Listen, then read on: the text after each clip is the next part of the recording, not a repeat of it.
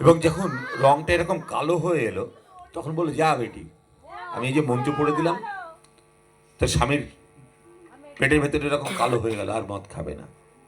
তা ভদ্রমহিলা তো খুব ভয় পেয়ে গেলেন যে স্বামীর পেটের মধ্যে কালো হয়ে যাওয়া মানে তো পচে যাওয়া, তাহলে আর পেট যদি পচে যায় তাহলে আর কি হলো। তখন বললেন, আরে বেটি, তোদেরকে আমি তো জানি যে তুই এটা বলবি, আর সেই জন্যই তো তোকে তোদের ওই লোকনাথ পুজোর প্রসাদ আনতে বলেছিলাম, দেখ দিয়ে দিচ্ছি।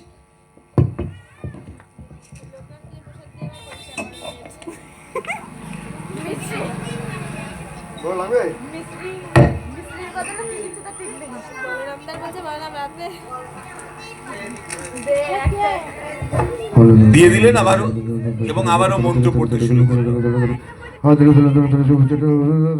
পরিষ্কার করে দিল, পেটও পরিষ্কার করে দিল, সব পরিষ্কার পরিষ্কার।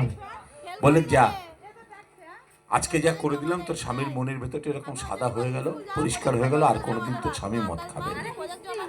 আর ভদ্রমহিলা তো খুব খুশি খুশি মনে বাড়ি চলে এসেছিলেন যে পীর বাবা যা করার করে দিয়েছে, আর আমার স্বামী মদ খাবে না।